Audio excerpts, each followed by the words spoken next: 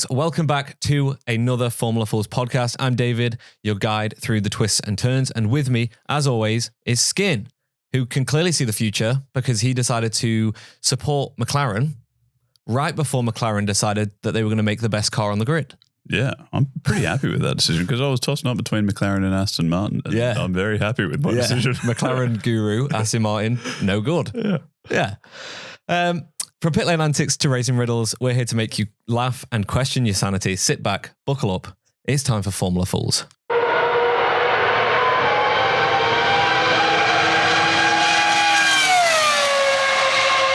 I got the sound grab working, Skin. Fantastic. Okay. Something that has come up this past week or so in the Formula One world is Flavio Briatore. Do you know the guy? Not at all. No. He's a very controversial figure in Formula One. But the reason he's in the news again is because he has re-signed with Alpine. I put in his new role as, and then forgot to fill out what his new role is, so can't remember. But it's some sort of advisory role to Renault/Alpine. He said in an interview that he was going to be doing just kind of like helping deciding with drivers and helping with the business side of growing the company. And in his words, he knows the sport better than anyone. He's not been in the sport for over 10 years, but he knows it better than anyone. Okay. Yeah. I like that confidence. Yeah. You got to respect that at least. You do. Yeah. Also, when Craig Slater for Sky Sports asked him what he wants to say to people that would question his legitimacy within F1, he said during the free practice session, "Fuck them all." Okay. Yeah. So he's a bit of a character. All right. Yeah. So to start things off, I want to just give a quick shout out to a guy called Josh Revel on YouTube. He has got a 16-minute video explaining all of Crashgate and the 2008 saga that we're about to go through. It is amazingly done. Like, the editing is perfect on it, and the way that he's presented it is fantastic. So go check that out. Okay, so I'm going to take you back to 2008. It was the Singapore Grand Prix, the first ever Singapore Grand Prix, and the first ever night race. We'd never raced under floodlights before. Yeah. That's exciting. Yeah, well, exactly. Well, it would have been at the time. They're pretty commonplace now, aren't they? Yeah. So I remember Singapore, I remember my dad being like, "Oh, I'm not too sure." And then first free practice, everyone was frothing it. It was so sick. Really? Yeah, everyone, there's kind of a tunnel that goes underneath one of the grandstands that they go through, and it's just an amazing. I've said it so many times that we need to go to Singapore, and yeah, it's fantastic. So a lot of hype leading up to this. Yeah, nice. What other races are under lights these days? I know Vegas was last year, wasn't it? Vegas was Abu Dhabi, Bahrain, Qatar. There's a few like that. Yeah, sweet. But yeah, first ever one, and it was a street circuit, and Singapore being where it is in the world, crazy hot, humidity through the roof. So there was a lot of questions around if a night race is a good thing, if the temperatures are going to be okay for the drivers, how the car's going to favor in this kind of altitude and humidity. So there was a lot of question marks, but there was also a lot of hype around it. So in 2008, obviously, if you don't know, it's we call this race is commonly referred to as Crashgate. This is where Nelson Piquet Jr. on lap 12 spun his car around, put it in the wall. Have you seen the video of it? Yep. Yeah. Okay. Yeah, you showed me. Yeah. Good. It's not great. I must say that one. It's probably one of the worst days in Formula One history. It's not good. It made our sport look real fucking shit. Okay. Because of him crashing. Yeah, I don't understand because people crash all the time. Yeah. The problem with this one was that he crashed on purpose. It was premeditated with Pat Symonds, Flavio Briatore, and Nelson Piquet Jr. that they were going to crash on this lap right after Fernando's pits. So, yeah. Is that locked in? You sound very confident, but everything sounds also like you're a crazy conspiracy theorist. No. This is they've all confirmed that this was premeditated. This was a plan from someone. We don't know who. Piquet says it was Pat Symonds. Pat Symonds says it was Piquet. Flavio says he has no involvement in any of it, which we know not to be true because he also was found guilty of planning it. Right. So yeah, it was definitely premeditated. Okay. There are a lot of things I don't understand, but I assume you're going to get into some of them. But hopefully. Like, first thing that springs to mind, Piquet is the driver. Yeah. You always hear about how drivers are so ruthless, like they won't even slow down to help out their teammate or something. Yep. Why would he if someone just says, hey mate, can you crash your car? Why would he just be like, yeah, sure, no worries. I don't really feel like racing today anyway. So there's a few things like, so to begin with, like Piquet Jr. was not a great driver. He didn't live up. So his father was world champion, was fantastic. Although we don't believe in any of his views outside of the car. So he didn't live up to the hype that everyone had put on his shoulders. Everyone thought he was going to get in the car and he was going to be as good as his dad was. And he just wasn't really that good. So he was kind of in Renault, just number 2 driver. He was always going to be the bitch to Fernando. So he wasn't the best driver in the world. And as the story goes from Pat Symonds' side of things and Flavio's side of things, it was Piquet's idea to crash and to match fix according to them, because Renault were looking at pulling out of the sport. Financial crisis was hitting hard. I think we'd already seen Toyota leave the sport or they were going to leave the sport. Or like the financial crisis of 07, 08 was really weighing heavily on teams like Renault because they just weren't profiting in any way. Like the road cars were losing money and things like that. So they were talking about pulling out the sport. They'd not had a race win since like the end of 2006 or something like that. And they'd done dog shit all year. They'd not, I think maybe they'd stood on one podium. They'd definitely not had a race win all year. And yeah, the idea was if we can win, we can maybe instill a bit of confidence into Renault that we are doing something to progress this car forward, and it is worth still investing into the 09 season, which it kind of did happen. They stayed in Formula One because they were unaware that this was going ahead during the end of 2008 season. So it kind of worked, but that was kind of the plan behind it. You know, let's get a race win, get Fernando back up on the top step. Well, I don't think they ever knew they were going to get a podium would have been fantastic, but at least just getting Renault to kind of commit in the future to the sport. Okay, so they've got this plan. They want to try and get Alonso a win, which makes some sense. Yeah. How would they have actually planned it? Like, when would they have come up with this idea? Because it seems like something that is very dependent on the race, right?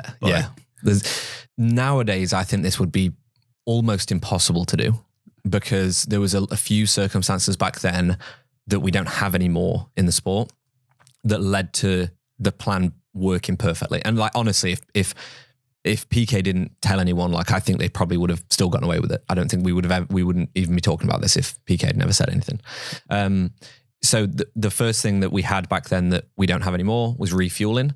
So you could start the race with practically no fuel in your car, put the softer compound tires on, and you're going to be almost a second faster than every car on track because you've got a lighter car with softer tires. Weird strategy to do around Singapore, which is why people Martin questioned it ahead of the race when they saw that's what they were going for, was a soft compound, low fuel setup for Fernando. Because it means you've got to pit early, you've got to pit out of sync. Right. And Singapore's not the greatest overtaking track. So it's difficult to overtake. So if you're pitting out of sync, you're then kind of ruining your chances because you're going to be behind everyone later on in the race after your early pit stop. Mm-hmm. Could pay off. You might overtake a couple of cars, maybe snag a couple of points. So that's kind of how Renault were presenting it, was, look, we're going for this attacking strategy because we're gonna low fuel him and then go for it, try and get a couple off the start line, then try and get a couple with an early undercut. Mm-hmm. Fernando went in the pits, I think lap 10, 11 or something like that. And then 2 laps afterwards, Piquet crashes into the wall, spins it around. Did you see though that he actually span in the same place on the formation lap on purpose as well, just to kind of test how he was going to spin, I reckon. Yeah, that did look suspicious. It definitely looks weird as fuck, doesn't it? Yeah. Yeah, his formation lap little donut looks exactly like his crash. Yeah. But the problem I've got with that is we've seen people spin around on formation laps, like Charles Leclerc's done it a couple of times, Max has done it a couple of times. It happens, right, but it doesn't happen so perfectly. He spins and then immediately turns it into a donut. It's real weird how he did it. Okay. So anyway, so he crashed into the wall, brings out the safety car because of where he crashed. So that was also where he crashed, there was no cranes or anything that could easily get him off track. So they knew crashing there would bring out a safety car. back in the day, because we had refueling within pit stops, they would literally bring out a big hose, fuel the car. The pits would close when a safety car came out. So if you had a lead and a safety car came out and someone behind you could get a free, or you could get a free, like you couldn't get a free pit stop. There was no such thing of it back in the day because refueling was so dangerous and pit stops could get like really busy and things like that. Right. So, because like pulling a fuel hose off can cause fires. Like we've seen it so many times. And it actually happened to Felipe Massa later in this race. We'll get onto that.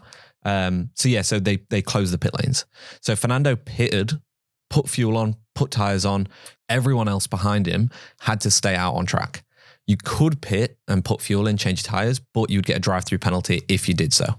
That was there as a safety precaution because like if you're out there with no fuel, you're then going to just stop at the side of the track. They don't want that. So I think a couple of drivers did pit, put fuel in and everything, knowing that they were going to get a penalty. Rosberg was one. Again, probably wouldn't have stood on the podium that day, but because they went in, did that, they managed to, it kind of worked out for them okay. Mm-hmm. So Fernando comes out the pits, Piquet puts it in the wall, drop the safety car, no one can go in the pits. So you've got Felipe Massa starting on pole, Lewis Hamilton starting in second, they can't pit.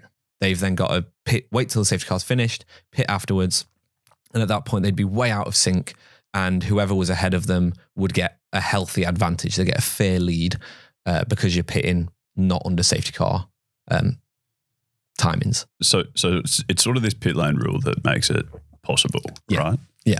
So because they can't pit, if you drop a safety, because they can't pit under a safety car, mm-hmm. if you've already pitted and you drop a safety car, then you sort of get that advantage. So they could have had this plan the whole time and just waited for the perfect race. Is that would that be the theory? Like they could have had that plan the whole season to use that at some stage, or would they have literally thought of that on the day? I think they would have thought of it after qualifying. Fernando was looking pretty good in free practice and qualifying at this track. The car suited it. So this is the thing. The Renault they were developing it fairly well. I think they won the following week after Singapore as well without cheating. So the car was getting better. And that's why they needed to give Renault a bit of a push to say, hey, keep us in the sport. We are moving in the right direction. But he had an engine problem or something in qualifying. So he ended up not finishing qualifying and started in P15. Mm-hmm. So I think they would have come up with it immediately after qualifying. Piquet was in 16th. So again, he was going to go nowhere. And I think they knew that if one of the drivers was going to win, Fernando's probably the only person that can, because also this isn't just like, they cheated, but Fernando still had a race to do. Like he still had to pass some people. He still had to, manage his fuel, it wasn't just a breeze for him. It was made a damn sight easier, but he still had a fair amount to do. So like if it was going to be Piquet or Fernando, you trust him, Fernando, with that all day long. He's a better driver. Okay. I think it would have been straight after qualifying. Okay. And then obviously I can see how this is pretty heavily frowned upon, but what actually is the rule that they've broken here? Like, why is it cheating and not just a race strategy? I suppose. Like, obviously, I assume you wouldn't want people deliberately crashing because that sounds quite dangerous. But is that the rule? Like, it's match fixing. So it's like in any sport, it's you kind of paying for the win. Like, Nelson Piquet crashed his car, you win the race. Like you manufactured the win there instead of actually like having real life events play out where you like, let's say that was any other driver. Let's say that was Heikki Kovalainen in the McLaren had crashed at that corner at that time, straight after Fernando's pit stop. That's just a racing incident. Like there's nothing you can do there. Shit happens. But the fact that this was premeditated, it was planned. They knew that doing this would get Fernando on the podium and give him a chance for a win. It's match fixing. And also the danger aspect. You're putting marshals at risk. You're putting potential fans at risk. This was times where like debris would still fly over barriers and stuff. There's so many aspects to danger that is nothing to do with Piquet. But then he's also putting his life at risk. What if a piece of debris had shot up into the cockpit and killed him? Like so many things could have happened badly for Piquet, for the marshals, for the spectators, for any other driver that could have come around the corner and got hit by a tire or anything. It's just dangerous. And to do that on purpose, to know that you're going to do that, that's fucked. So I don't think there's a specific rule like don't crash to help your teammate out, but there's definitely you're rigging the race. And also like the financial side of this. Like if Flavio knew and Pat Symonds knew and Piquet, they could have told people, hey, put a bet on for Fernando to win. He starts in P15, hasn't won a race all season. Their odds are going to be pretty high. Yeah, okay. You chuck $500,000 on that. You're a wealthy man. I mean, if you've got $500,000 in the first place, just put on a bet. Then you're a wealthy man. Yeah. But yeah, like there's all of this side of it that is just massively against sport in general. So all of this has come out that it's confirmed. They've all admitted to doing it. Yep. Yet somehow Alonso is apparently innocent in all of this, and he just got really lucky and knew nothing about this grand plan. Yeah. And just happened to come out with a race win. Yep. How the fuck is that possible? See, this is like when you do 75 hard and you're halfway through a donut. This is a grey area, okay? This is one of them little grey areas for your skin. Okay. Because, yeah, Fernando still claims innocence on it. He still claims he didn't have anything to do with it, didn't know anything about it. I would love to believe that is true. I don't know if it's true. I don't know what to believe, because even looking at Fernando's, either he's really naive or he was questioning it or he knew, because his post-race interview, which I've got for you now, I'll play in a second, he sounds a little bit suspicious to me. I'll play you that interview now. Yeah, fantastic. First podium of the season and first victory as well, and extremely happy. I cannot believe it right now. I think I need a couple of days to realize that we won a race this year. It seems impossible all through the season to be closer to the top guys, and here certainly we've been competitive from Friday. As you said yesterday, lucky in qualifying, and today very lucky in the race. Obviously, we start at the back, and the first safety car, we choose to do a very aggressive first stint, because we knew that starting 15, you cannot overtake anyone here.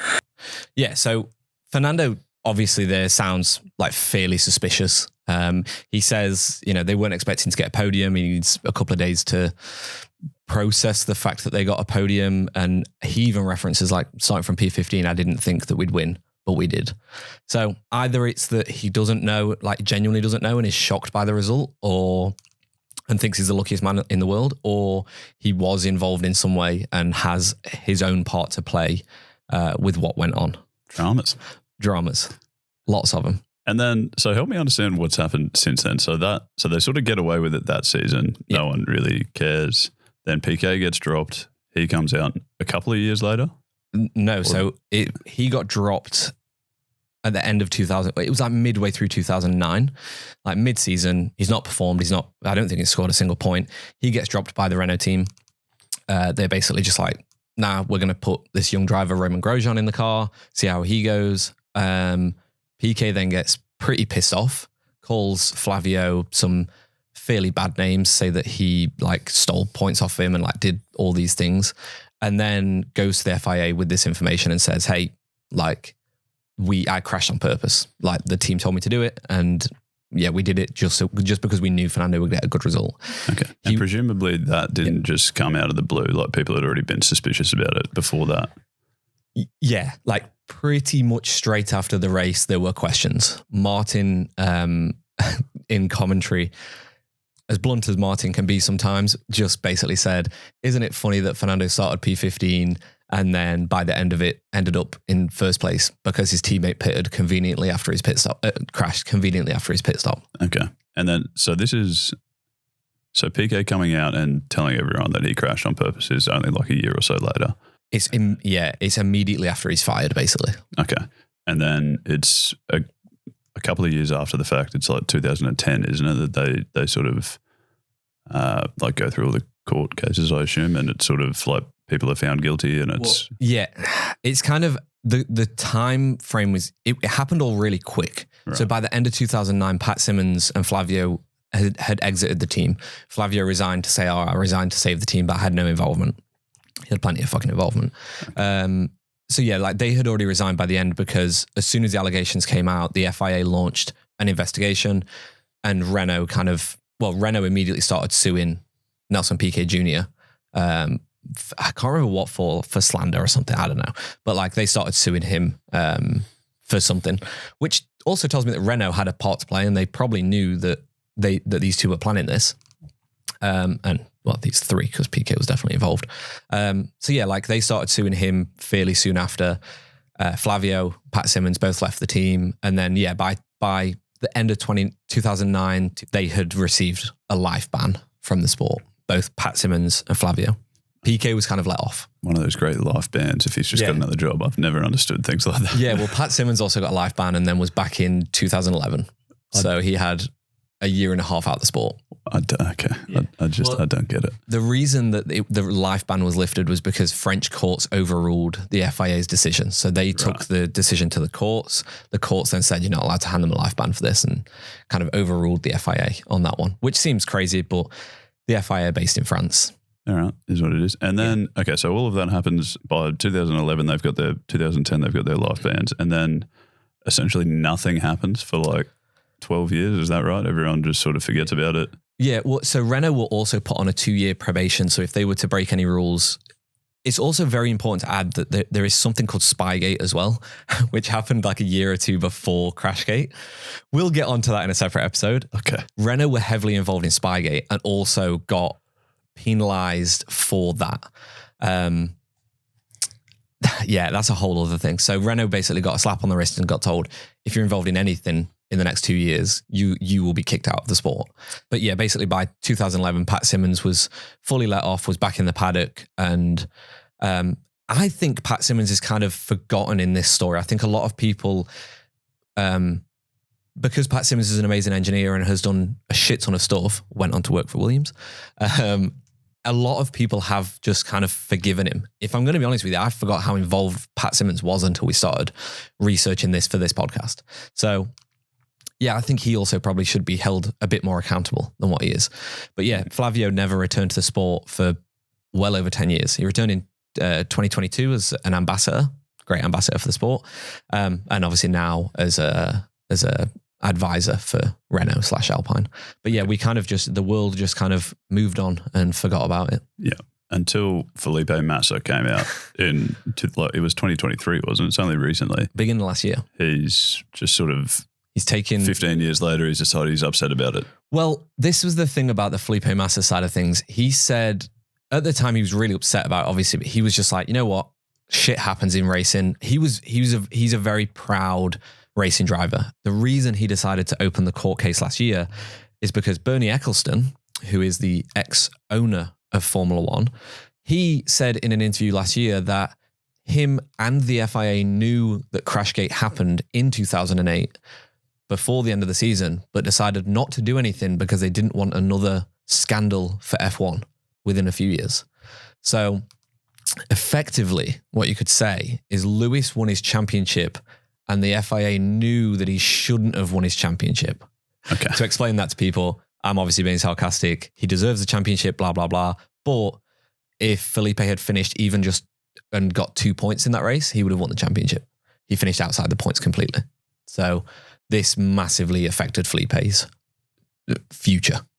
And so he's now suing them for that. I don't really know who he's suing. Okay. I'm assuming the FIA, probably Bernie Ecclestone. I don't know what he wants the outcome to be because they're never going to overturn the championship and give it to Felipe over Lewis. I don't think he would want that. I think that's a bit of a weird thing to get like 15 years on. Yes. But definitely the prize money involved and the future sponsorship money involved that Lewis would have got that Felipe wouldn't. Yeah, okay. I think he's just going after that. I think he's just going after a fair amount of money. And Bernie has been arrested before for tax evasion and got out of it by paying them off. So I imagine Felipe will win because Bernie just has a lot of money to burn. Okay. Yeah. So yeah, it was obviously a massively controversial event. It is still going on today. We're still talking about it. People were talking about it all weekend because Flavio was at the race, and it's never going to let up, I don't think. Right. But I want to quickly move us on to a bit of pre-Formula One life for Flavio, because I think the reason he gets the worst rep out of all three of them is because of his past. In the 80s, he was convicted and received 2 prison sentences for fraud. It's not the best. It's not the best. In 84 and 86, he was found guilty of fraud, both in Italy, both times going to prison. And in 86, it was for rigging a gambling match by using fake cards. Yep. During the late 70s is how he got involved in Formula One, although from a kind of in a proxy level. So he got involved with the Benetton clothing brand. He made them huge, took them all over the world, opened tons of shops with them, and really took them mainstream. Benetton then bought a Formula One team, which Flavio ended up getting the role of what was the role of it? It was commercial director for the Benetton F1 team. Even though he said he had no interest in Formula One, he doesn't like the sport, blah, blah, whatever. He then got this role because the head of Benetton really liked him and loved his business mind. He was responsible for bringing Schumacher to the Benetton team, where Schumacher won his first 2 world championships. So this is why before Crashgate, people were like, this guy's done amazing things for the sport. He also was crucial in signing Fernando Alonso for Renault. He was also driver manager for people like Mark Webber, Nelson Piquet Jr., and a few other drivers on the grid. As soon as Crashgate happened, they all had to find new managers. Mark Webber was told, you won't be allowed to enter the sport. You won't be given your super license by the FIA if he's still your manager. They had to go find different managers. And then, in through the early, late 90s, early 2000s, obviously played a massive role in bringing Renault into Formula One again and built the team up to what it was, winning 2 world championships with Fernando and then leading to Crashgate. So that's a bit of his history. He's a sketchy bloke. He's been to prison a fair few times. He's been found guilty of fraud and match fixing a fair few times. Yeah, right. That is interesting. Yeah. Okay. So he's been doing that for years. And then also just had this patch in the middle where he was he's really good. He was really good at F1. He was just fucking dominating in the F1 world for decided to go clean and then decided to match fix again. You know what I miss? Yeah. I miss fraud. Yeah. I miss going to prison. Yeah. Let's do it again. My favorite. Yeah. Okay, so moving on to the Spanish Grand Prix, which was the last Grand Prix. You watched it last night, Skin? Oh, yeah.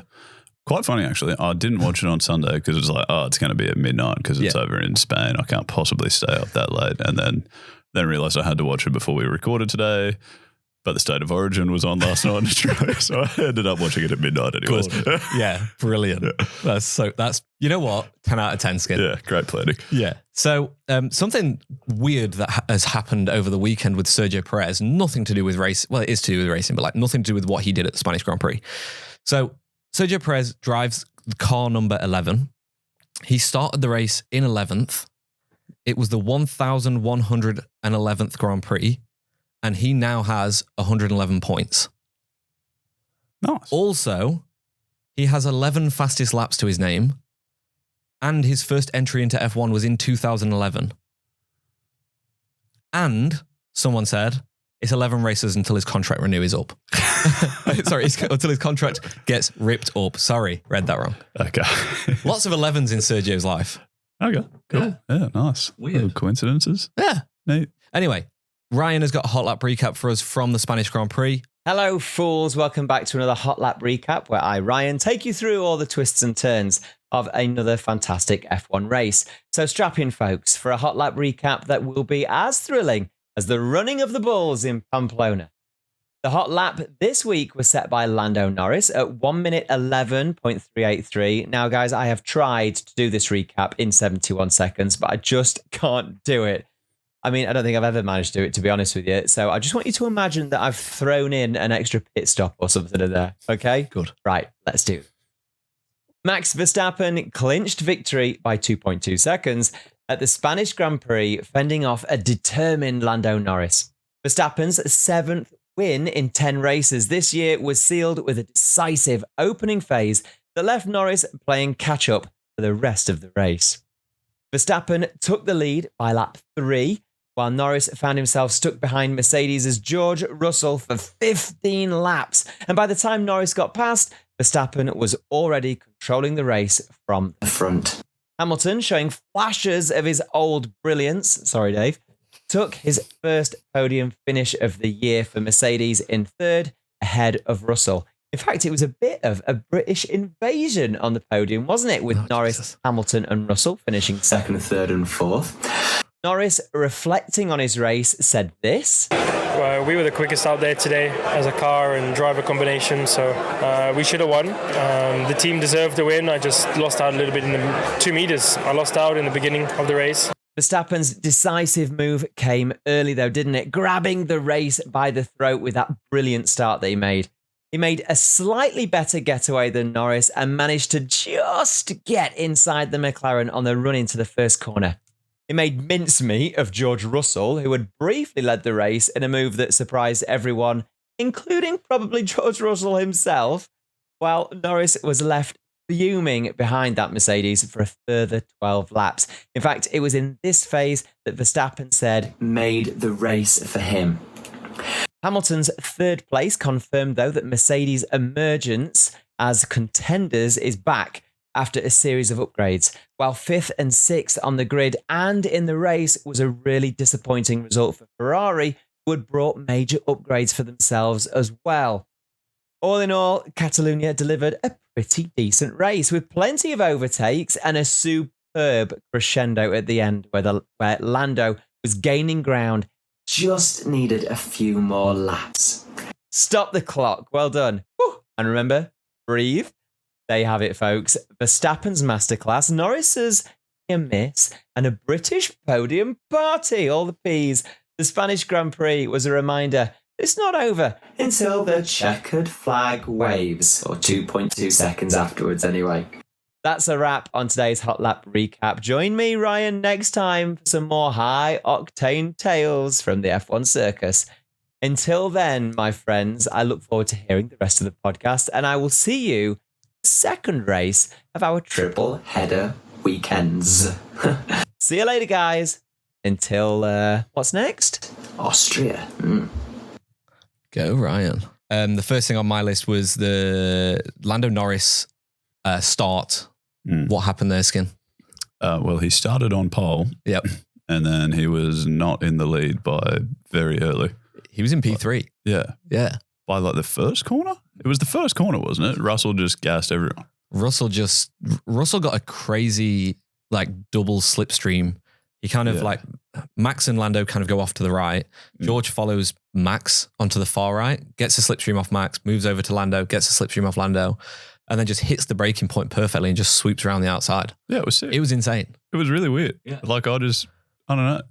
I just saw Verstappen and Lando in 1 and 2, and it was just like, I'll watch that closely. And then Mercedes just came out of nowhere. I think everyone did the same thing. I was like, the second replay that came up, I was like, oh my God, he came from far back as well. I was like, it was insane. It was amazing. Yeah. But yeah, Norris said in that little sound grab Ryan played that he lost 2 meters on the start. When you actually watch his start versus like Max's start, he gets his initial getaway, his reaction time was so good, but he just had a bit of wheel spin in the second phase of it. So like as the revs are getting up and you go into second gear, his wheels were just spinning, not getting any grip. And Max and George, most of the pack, just had way more grip in that second phase and just managed to get ahead. Is that anything he's done wrong, or is that just the tyres or the bit of road he's on? It's a mixture of everything. You've not either, you may not have prepped your tyres enough on the formation lap.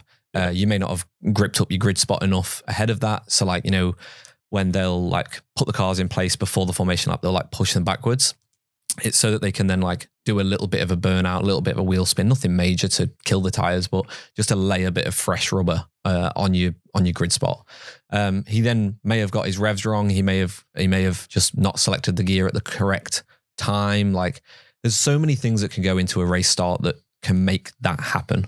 And it's very difficult to actually get it perfect, like George and Max did. Yeah. But yeah, it was a very dramatic start to the race.